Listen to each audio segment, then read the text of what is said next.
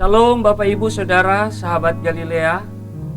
Saya percaya bahwa kita semua dalam kondisi yang baik-baik saja. Tapi pesan saya dari tempat ini adalah baik atau buruk, tetap mengucap syukur. Sebab itu yang Tuhan kehendaki dalam hidup kita. Sahabat Galilea, adalah sangat mudah untuk mengucap syukur ketika keadaan selalu baik dan semuanya normal saja. Tetapi jika keadaan berbalik 180 derajat, ada kesesakan, ada penderitaan, sakit penyakit dan sebagainya, masih bisakah kita menaikkan pujian, syukur kepada Tuhan? Atau mungkin kita akan bersikap seperti istri Ayub.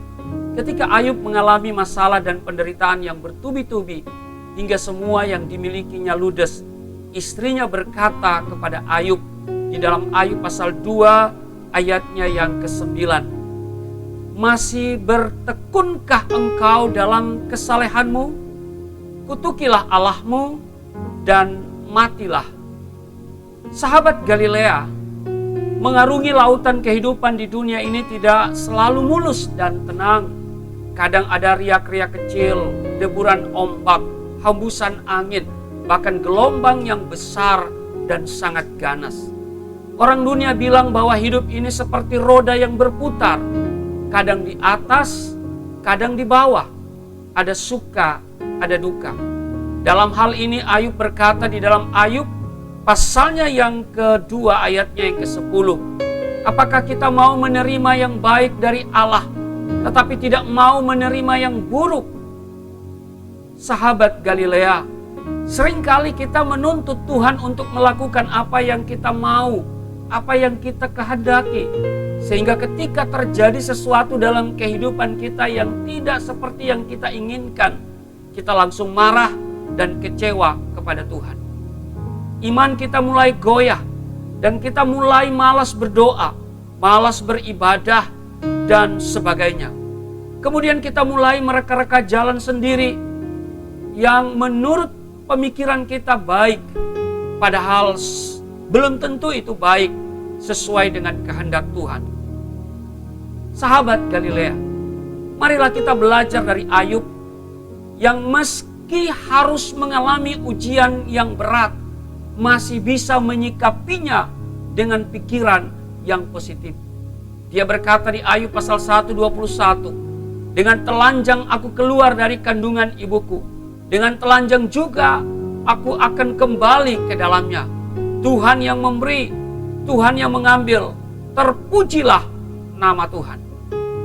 Belajarlah menerima keadaan apapun saudara, karena Tuhan tahu yang terbaik bagi saudara dan saya. Bila saat ini kita sedang mengalami hal-hal buruk, berhentilah mengomel, berhentilah ngedumel, berhentilah bersungut-sungut, berhentilah berkeluh kesah. Rasul Petrus menasihati kita di 1 Petrus pasal 4 ayatnya yang ke-7. Kuasailah dirimu dan jadilah tenang supaya kamu dapat berdoa.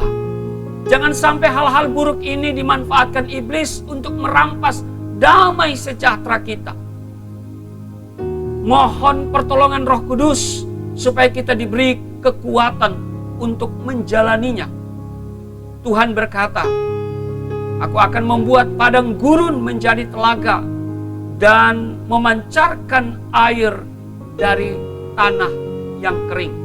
Saudara bisa baca itu dalam Yesaya 41 ayatnya yang ke-18 bagian B.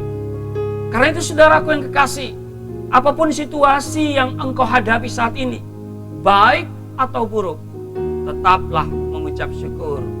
Tuhan Yesus memberkati. Mari kita berdoa. Terima kasih Tuhan untuk kesempatan saat ini. Kami belajar dari Ayub yang tetap mampu menyikapi persoalan yang dia hadapi dengan pikiran yang positif. Matanya tertuju kepada Tuhan. Ajarlah kami untuk tetap fokus kepadamu, karena kami percaya Engkau tidak pernah membiarkan dan meninggalkan kami. Di dalam nama Tuhan Yesus. Haleluya. Amin.